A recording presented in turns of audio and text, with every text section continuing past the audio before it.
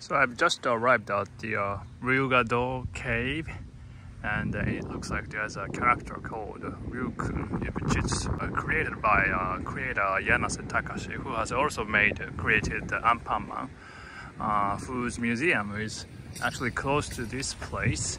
I don't have time to visit there, I guess, so, but that's interesting that he created that character for the cave as well. And here is the map of Kochi.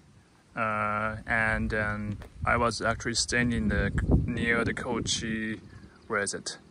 Kochi city, at the edge of the left side of the map. And then I drove this way and then came to this place, Konan City. I've actually passed by these places already when I first came to Kochi, but I didn't know about this Ryugado Cave, so I hope to explore a bit. So this place is open from 8:30 to 5 p.m. and it has a free parking spot, and also it looks like there's a place where you can sit and rest over there. So let's see. So I need to get to the entrance first. It's a bathroom. It doesn't look like. Ryugado Cave entrance.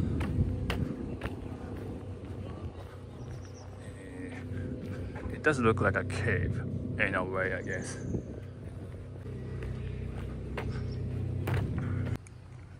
So there's a soba restaurant, and here is a place where you can join the workshop to create like soap and cosmetic.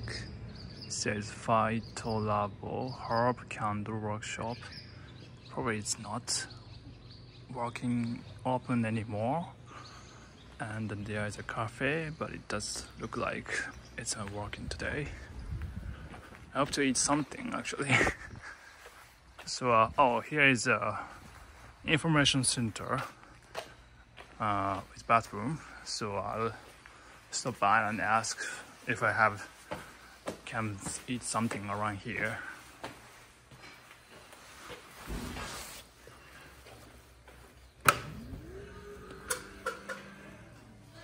Wow, it's pretty clean. Oh, there's nobody. Let me see.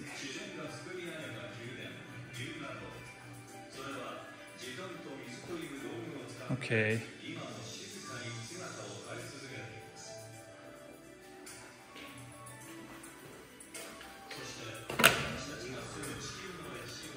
Well, I don't know if there's any place I can eat something.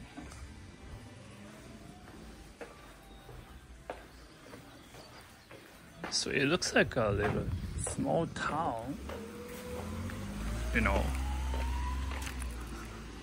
here.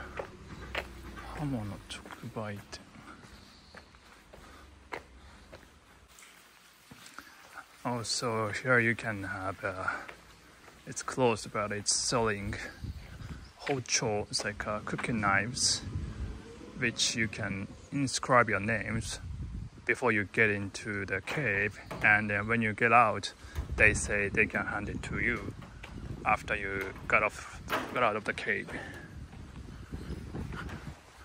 Tosatsuboya.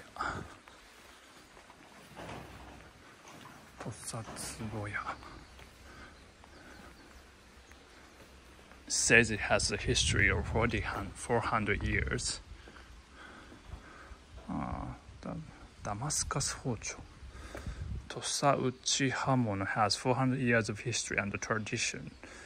They have a reputation for sharpness and are very pleased with presents.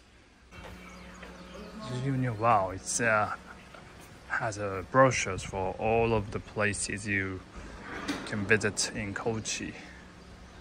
Wow, that's a lot. So this is the shop called Tosatsuboya. Tosa means Kochi, and Tsuboya is like like a pot. Tsubo is like a pot, and they are selling swords like a katana, and also selling the knives for cooking. And then actually the lady told me that they are using the Damascus steel, which is very popular for like swords, and it has a very famous for its durability and how do you say, higher resistance for lasting, so it doesn't get lost so easily. And then here, if you buy something, you can shoot, you know, like their products. Actually, I bought one already. And then here, so the price range is like from around 1,000,000 yen to like, you know, several million yen. So it gets very wide, but the one I bought is not here. It's actually, she's told me that there's some you know, half the price of the price tag. So the one I bought was, you know, usually it's 2,000,000 yen, but I bought one for like 1,000,000 yen. And then she said she can inscribe the name of a person who you want to, you know, ask them to do. Then she said, you know, it's pretty popular for like a gift. For example, like now it's April in Japan, and then so the next month we will have this month, I don't know.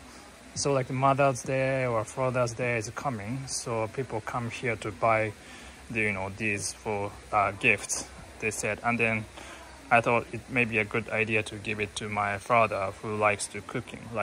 So yeah, I bought one for him. Then she said, which one was it? So I think this one is using like Damascus steel, which is having like these. It has like a 12 layers, so you can see like, you know, the lines, many lines here. But the cheaper ones don't have those. Only like it has like a 3 layers, she said. And then she's also said that these days, even like people from like England and US and Europe, they come here and then buy many of these knives, because it's more expensive in those countries, like, you know, buying like cooking knives. So it's like the price would be, you know, like double, or it could be more, like 5 times or 6 times. So she said like yesterday, person who came from England who bought like 10 of these, you know, knives. And then I was like, wow. So this, and then she said they are also using like a rare earth as a material to create these knives. So, and then from Russia. So, but it's going through like a regulation these days to import those. So the price may be more. Actually, it's even cheaper than the other places in Japan, which is famous for like selling these knives. For example, I don't know if it's like there's places in Osaka and the other places, but their prices of these knives are much more expensive, because they use, how to say, there's more middlemen who's, you know, buying the, you know, the products from the people who are creating it and then selling that to other persons. So, you know, there's a margin which has to be put into the price. But here, you know, they are making and also selling directly to the customers. So that's why they can, you know, kind of minimize the price. But anyway, I think it's a good stuff to buy for your, you know, your friends, your parents, families, or even maybe like bosses. Yeah, if you visit. But anyway, it's a good stuff to, you know, check out if you're coming to this cave. So right now I'm before getting into the, you know, cave, but I think, you know, she told me a good story about, you know, the stuff, you know, with many long history and tradition. So yep. She said I can go inside the store since I bought one. And then here is what it looks like inside. So the inside, they are selling it says it's shooting is not prohibited, but you know, if you buy something, it's okay, she said.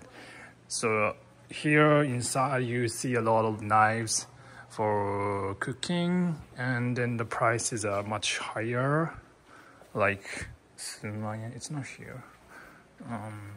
25,000, 5만 yen. Wow. It doesn't go over like 10만 yen. I see like the price range are around 5만 yen, but still it should be really nice stuff. Oh yeah, here is like ones with 10만 yen, 12만 yen, or 15만 yen. I think how to say, where you grip the, you know, it should be using some kind of, you know, good stuff.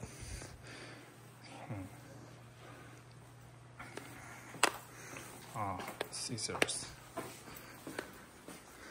So I want to show you the one that I bought. So this is a cooking knife that I bought, and then so here it is the name of the shop, and then also she said on the back side she can put the name of the person you ask for, and then I want her to put my father's name here. Then I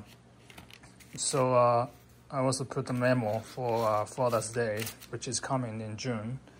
And then, so good thing is that if you buy it, so the price includes like the fee for sending inside of Japan. But also, if you want to send something outside of Japan, actually this store already has the price tag for the shipping internationally. So you can buy here and then send directly to your place. Which is good, I guess. So it also has many wow, swords. So all of these swords are very famous.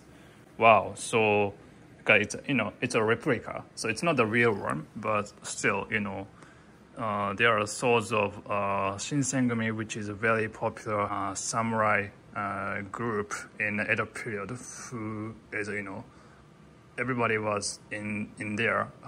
Everyone's sword skills was so good.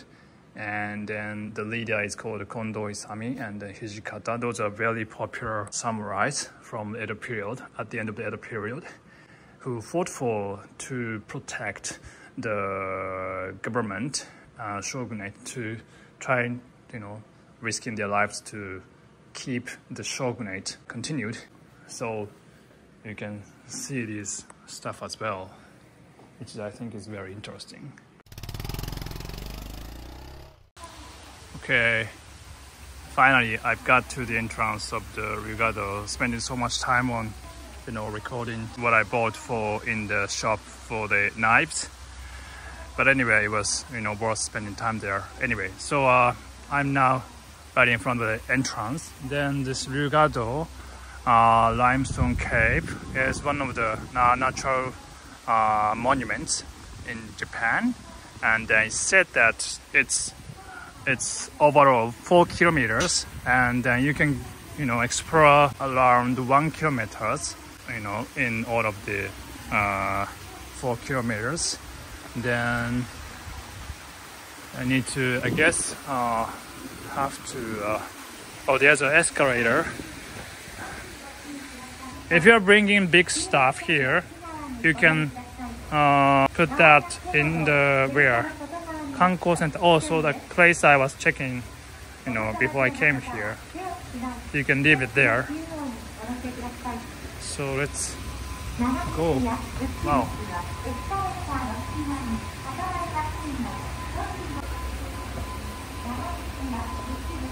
So inside the cave, it's a little chilly, and in the winter it could be very cold. So it says, oh, so this pause had little explanation about the cave, and they said that the height of the cave is about as high as the 20 stories building. And it said, oh sorry, it said the winter it's warm actually inside, which is nice. And then there's no bathroom inside the cave, so you do it before you get it in. Okay, finally.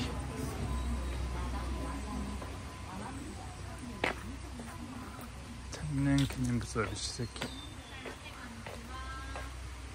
わあ、すげえ。Wow. Okay, costs 1200 yen. It's gonna be about $8 for one adult, and 1 kilometer's length. And then出口初めて情報。It's gonna take about half an hour to get to the, I guess, to the opposite side of the cave, I guess, and then going back is gonna take about 1 hour. I like this, logo. It's kind of cute. So you buy tickets here, and also it's a pamphlet for many languages. Chinese, English, Korean. Damn, I didn't bring it with me, but if you bring your passport, you get 200 yen discount. Okay, now going inside. Oh, wow! So it's going to you kind of going up. Then at the end of the cave, you get to the point where which is as high as 20 meters buildings. So it's going to be pretty high actually. And here is watch your head. Wow.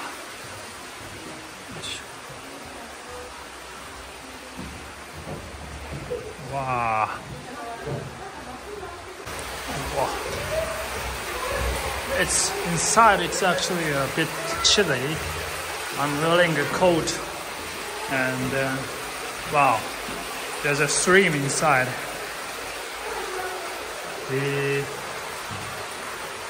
Wow, it's, you need to really careful about not to hit your head. Wow, it does really have a feeling of adventure. It's really cool.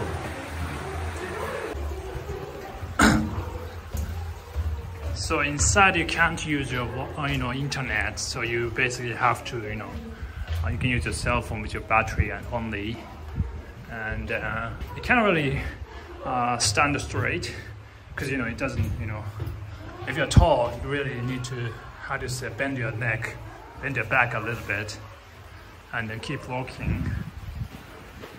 Wow, すごい。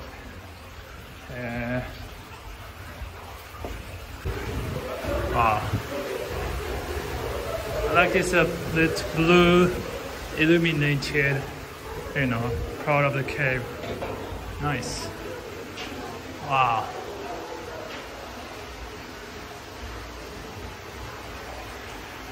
It does have a very interesting shapes. Wow. It says here Stone Floor Palace, so it looks like what is it? It says it's reflecting the lights, and it looks like it has flowers of stones blooming. That's what it's explaining. Wow. So here it's called a room of great height. So it's actually the height. Wow. You see the ceiling. It's not ceiling, but it's natural ceiling. It's about 30 meters high. Wow. Let's keep going. Oops. It's not actually steep, so you can. It's not that tiring to walk up. But you just have to keep watching your head. And it's actually, you feel it drops. Oh, finally there's stairs. Okay. And it's wet, I think, so you gotta be careful not to fall down. Oh wow, I see a waterfall, kind of. Wow.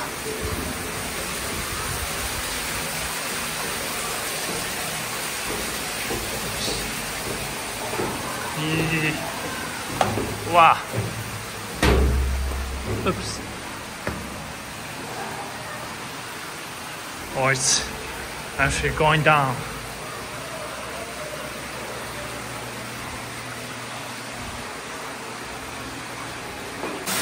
Here you see a waterfall. It says the name is a Flying Dragon.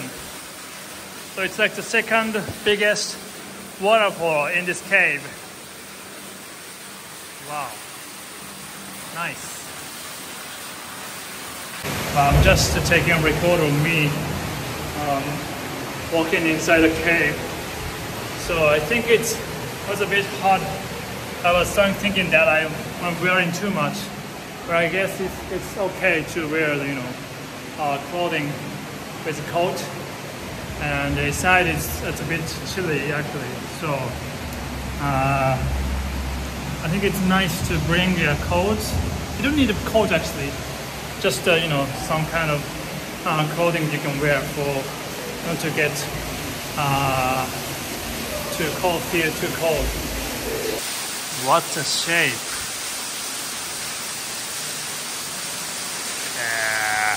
So this is explaining about how these limestones are created, and it's because of the, how to say, sekkaibun no kessho in English, I don't know, crystallization of the I think coal inside in the drop of the water, and it takes about 100 years to create 1 centimeter of that limestone, and then it gets longer and longer as the time goes by. It's kind of horrifying. Like these shapes doesn't look like natural thing. Kind of reminds me of like ghost and yokai, like monster, Japanese monsters, and those things. So, but it's very interesting anyway. Wow, this is like a stone-made waterfall. Wow, it's amazing. Wow, here's a map. That's cute. So I'm almost, I still have like I don't know, 2/5 or 1/5 of the whole journey, I guess. Wow. It's again a huge space here. Wow. Yeah. Tosatsuboya Taki. Bedded screen waterfall. Sudare. Sudare ne? Wow.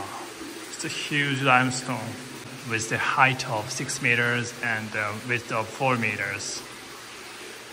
Wow, I can't really imagine how it's been really created by nature. All of these lines, and it does look like some kind of art, right?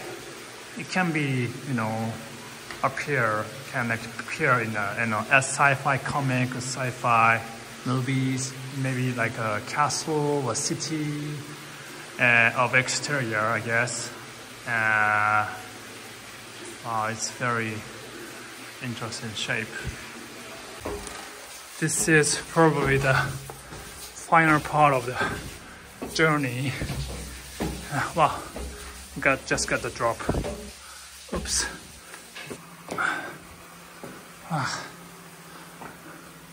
Wow. Nice one. Wow. It says that the stone on the right looks like a Buddha, and then the left one looks like a Maria in Christianity. You can tell that the left one, I can feel that it looks a bit like that. But I don't know about the right one. But anyway, it's interesting. Wow. So this one is explaining that these rocks looks like monks reading the Buddhist teachings. Yeah, I can tell a bit.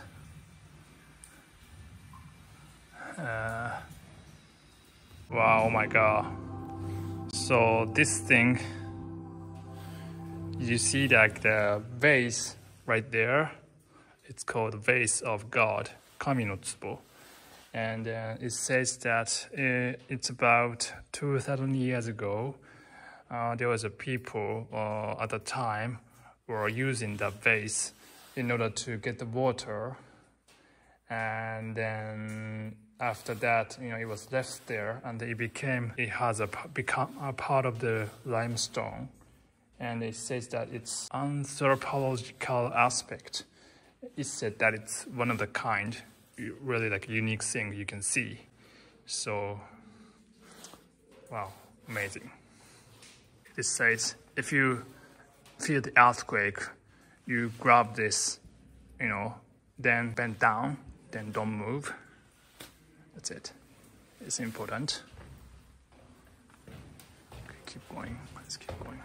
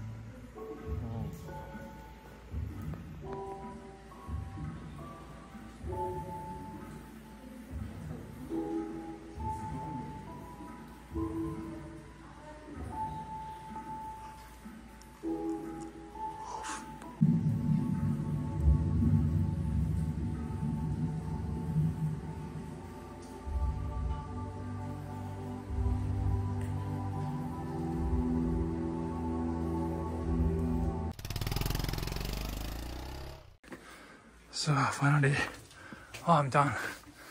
Wow. Okay, I'm done with the cave. So it was very interesting to see, you know, many limestones, and then those are all like shapes, in unusual shapes that I cannot imagine, you know, that they were created by nature. And also there was a good projection mapping show, and they also, you know, I can't believe that people are actually living inside the cave. I highly recommend if you're coming to Kochi, and if you have a chance and time, I, you know, recommend you visit here. It's very interesting, and then, you know, you can get the feeling of adventure. And if you bring a Ryoma passport, you can get a discount as well. So yeah, that's it for this place. Thanks for watching.